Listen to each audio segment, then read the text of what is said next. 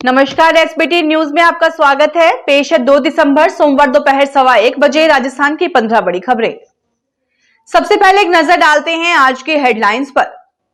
राजस्थान में पंचायती राज संस्थाओं के चुनावों की तैयारी में जुट गया राज्य निर्वाचन आयोग। उदयपुर के ट्रांसपोर्ट कारोबारी के ठिकानों पर मिली 137 करोड़ रुपए की अघोषित आय। राजस्थान में घर जमीन खरीदना आज से हुआ महंगा। पालकी वालों ने रोपवे प्रोजेक्ट वापस लेने का दिया अल्टीमेटम। श्रीगंगानगर एवं बीकानेर में नवंबर में रही 10 सालों में सर्वाधिक गर्मी।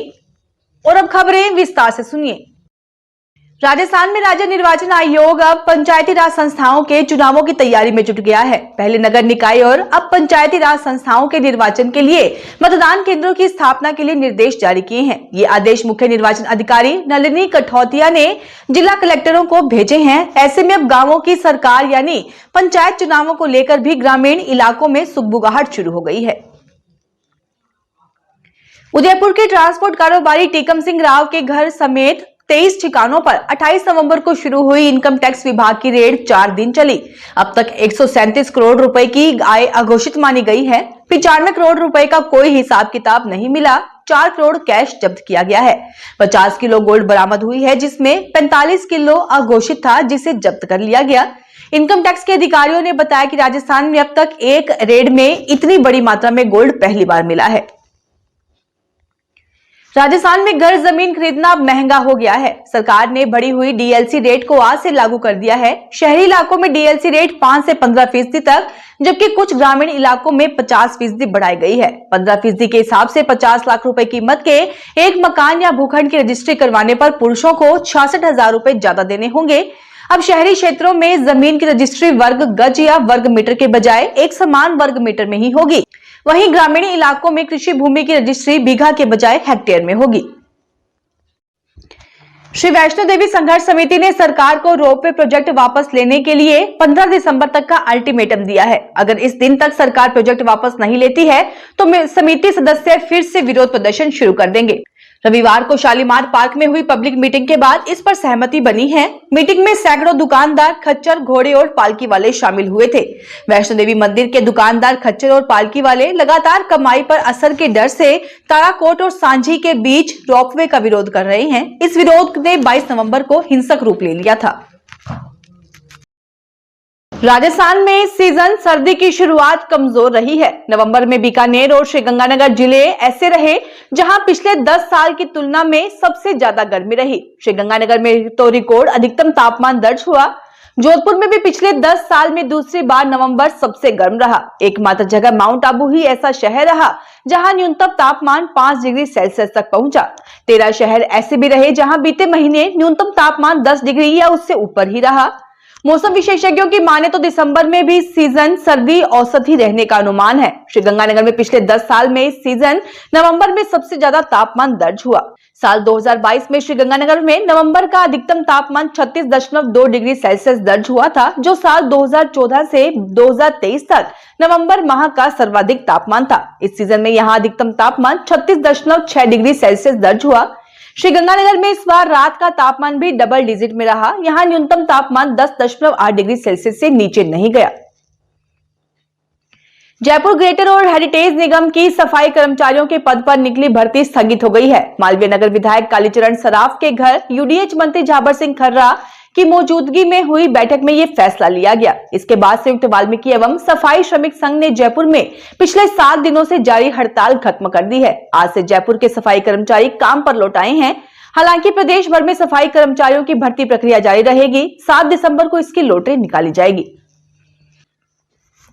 राजस्थान में सत्र 2024-25 में डॉक्टर भीमराव अंबेडकर विधि विश्वविद्यालय से संबद्धता प्राप्त संस्थानों में अध्ययनरत छात्र छात्राओं पर bar council of India (BCI) नई दिल्ली ने सख्ती कर दी है। नए नियमों के चलते छात्र छात्राओं की एक छोटी सी चूक से एलएलबी, एलएलएम की डिग्री पर संकट आ सकता है। बीसीआई की ओर से जारी नोटिफिकेशन के बाद डॉक्टर भीमराव अंबेडकर विश्वविद्यालय के परीक्षा नियंत्रक की ओर से 29 नवंबर को विश्वविद्यालय से संबद्धता प्राप्त संस्थानों को नियमों की पालना के लिए पत्र लिखा है। नियमों की पालना नहीं करने वाले संस्थानों की संबद्धता और छात्रों की डिग्री पर संकट खड़ा हो सकता है। उल्लेखनीय है कि विधि विश्वविद्यालयों से प्रदेश भर में करीब 90 संबद्धता प्राप्त संस्थान हैं। सीकर के नेचवा थाना इलाके में आज सुबह बेकाबू अल्टो गाड़ी पेड़ से टकरा गई। इस घटना में 2 महिलाओं की मौत हो गई जबकि 4 लोग घायल हो गए। फिलहाल चारों घायलों को इलाज के लिए जयपुर भेजा गया है। कार में सवार दिल्ली निवासी लोग सालासर दर्शन के लिए जा रहे थे। पुलिस के अनुसार ये हादसा काचवा गांव में पेट्रोल पंप के नजदीक हुआ। सालासर की तरफ से आ रही अल्टो गाड़ी बेकाबू होकर पेड़ से टकरा गई। जयपुर में कला और संस्कृति का कार्यक्रम हेरिटेज डोर 15 दिसंबर को प्रसिद्ध हवा महल में आयोजित होगा। उप मुख्यमंत्री और पर्यटन मंत्री दिया कुमारी ने कार्यक्रम के पोस्टर लॉन्च किया। दिया कुमारी ने इस कार्यक्रम की सराहना की और कहा कि इसका उद्देश्य है राजस्थान की समृद्ध कला और संस्कृति को प्रदर्शित करना है। बीकानेर में भारत पाक सीमावर्ती एरिया में ऐसे करीब 40 ड्रॉपिंग जोन है जहां पाकिस्तान का हेरोइन तस्करी का नेटवर्क सक्रिय है। उन्हें पकड़ने के लिए बीएसएफ ने सर्विलांस सिस्टम को मजबूत करने की दिशा में कदम बढ़ाया है। बीएसएफ के बीकानेर सेक्टर के डीआईजी अजय लूथरा ने बताया कि बीकानेर से सटी पाक सीमा पर बीएसएफ ने करीब 40 ड्रॉपिंग जोन चिन्हित किए हैं, जिनमें से करीब 15 ऐसे हैं जहां पाक तस्कर आए दिन ड्रोन से हेरोइन गिरा रहे हैं। इनके अलावा 25 ऐसे जोन हैं जहां पर हेरोइन ड्रॉपिंग की संभावना है। इन सभी जोन पर सर्विलांस सिस्टम को मजबूत किया जा रहा है। इसके लिए बीएसएफ ने सीमावर्ती गांवों की सुरक्षा समितियों को एक्टिव किया है, इंटेलिजेंस पेट्रोलिंग बढ़ा दी है। बॉर्डर थाना क्षेत्र की पुलिस के साथ समन्वय स्थापित कर जमानत पर आए तस्करों और आदतन अपराधियों पर नजर रखी जा रही है। राजस्थान के 377 डीएलएड कॉलेजों में पढ़ने वाले 25,000 अभ्यर्थियों की प्रथम वर्ष की परीक्षाओं का रिजल्ट जारी करने की तैयारी शुरू कर दी गई है। उम्मीद है कि दिसंबर के दूसरे सप्ताह तक डीएलएड प्रथम वर्ष के अभ्यर्थियों की परीक्षा का परिणाम घोषित कर दिया जाएगा। अभ्यर्थियों की कॉपियों की जांच के लिए शिक्षा विभाग ने परीक्षकों के रजिस्ट्रेशन की प्रक्रिया भी शुरू कर दी है। डीएलएड प्रथम वर्ष के क्रियात्मक और सैद्धांतिक परीक्षाओं के उत्तर पुस्तिकाओं के मूल्यांकन के लिए शिक्षा विभाग ने एनसीटीई की मान्यता के अनुसार योग्यताधारी पात्र परीक्षकों से 4 दिसंबर तक ऑनलाइन आवेदन मांगे हैं। राजस्थान में तेज सर्दी के लिए जाना जाने वाले दिसंबर महीने के लिए भी लोग सर्दी का इंतजार कर रहे हैं। दिसंबर के पहले सप्ताह में तेज सर्दी की संभावना नहीं है। दूसरे और तीसरे सप्ताह में उत्तर हवाओं के प्रभाव बढ़ने से सर्दी तेज हो सकती है। दोनों सप्ताह में पारे में 2 से 3 डिग्री तक की गिरावट संभव है। चौथे सप्ताह में सर्दी असर दिखाएगी। कमजोर विक्षोभ के चलते सामान्य से कम बारिश हो रही है। इस सप्ताह मौसम में अधिक बदलाव के आसार नहीं है। दिन और रात का तापमान सामान्य से अधिक रहेगा, इसलिए सर्दी का असर भी कम रहेगा। मौसम विभाग के अनुसार दूसरे सप्ताह में उत्तरी हवाओं का प्रभाव कुछ बढ़ने लगेगा। इसके असर से सर्दी का असर भी दिखने लगेगा। पारे में 2 से 3 डिग्री तक की गिरावट संभव है। तीसरे सप्ताह में भी दूसरे सप्ताह की तरह ही स्थिति रहेगी। चौथे सप्ताह में सर्दी का असर तेज हो सकता है।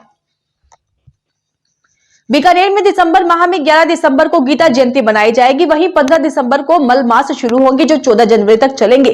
25 दिसंबर को मसीही समुदाय क्रिसमस मनाएगा। क्रिसमस के आयोजन saint Francis Xavier Catholic church में 16 दिसंबर से शुरू हो जाएंगे जो 31 दिसंबर तक चलेंगे। इस दौरान मसीही समाज के लोगों के घरों में शाम के समय कैरोल गायन मंडलियां पहुंचेगी जो वहां प्रभु यीशु के जन्म का संदेश गायन के माध्यम से सुनाएंगी। जयपुर विकास प्राधिकरण जेडीए में लंबे समय बाद भर्ती की तैयारी की जा रही है। Junior accountant, junior assistant accountant, stenographer और जूनियर लॉ ऑफिसर के 110 पदों पर भर्तियां की जाएंगी।